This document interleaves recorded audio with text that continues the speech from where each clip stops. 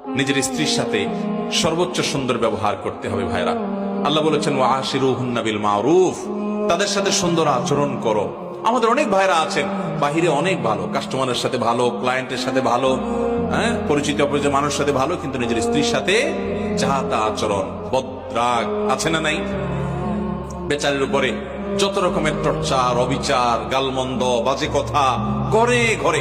অনেক লোক আছে বাহিরে অনেক সভ্য ভদ্র, ওনাকে মানুষ অনেক ভালো জানে, কিন্তু ওনার বউ জানে ওনার চরিত্রের হাল কি, ঠিক কিনা?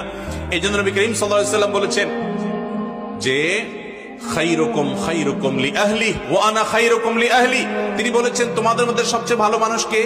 এই মাহফিলের মধ্যে সবচেয়ে ভালো মানুষ কে?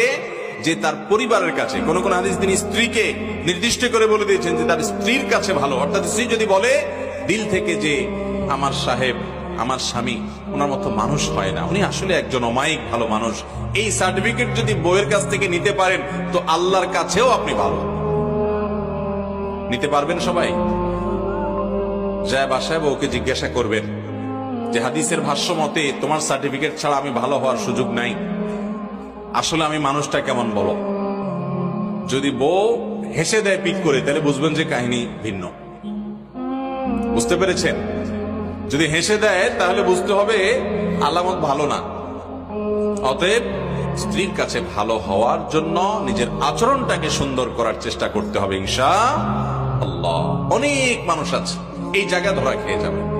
নবী করিম সাল্লাল্লাহু আলাইহি ওয়াসাল্লাম বলেছেন কিন্তু ওয়া আনা খায়রুকুম লিআহলি, তোমাদের মধ্যে স্ত্রীর কাছে সবচেয়ে ভালো অমায়িক মানুষ তোমরা যে যতজন আছো, নবীজি বলেছেন আমি তোমাদের মধ্যে স্ত্রীর কাছে, পরিবারের কাছে সবচেয়ে ভালো। অতএব এই গুণটা অর্জন করার চেষ্টা করবেন তো ইনশাআল্লাহ। আজ থেকে বউয়ের সাথে কোনো খারাপ আচরণ করা যাবে, রাগারাগি করে বাজে কথা বলা যাবে ভাইরা আমার।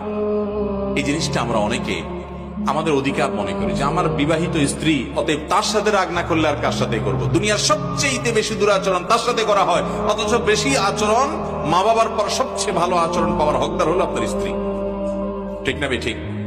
অতএব আমরা আমাদের স্ত্রী তাদের সাথে সদাচরণ করবো। আমাদের বোনরা যারা শুনছেন আপনাদেরও বলছি, আপনারা আপনাদের স্বামীর সাথে সদাচরণ করবেন। এই হাদিস শুনে শুধুমাত্র পুরুষদেরকে ধরবেন না যে হুজুর বলছে আমার সাথে সদাচরণ করতে, আর আপনি নিজে উল্টাপাল্টা করবেন, তা হবে না। স্বামী হয়ে যদি উনি সদাচরণ করতে হয় তাহলে আপনার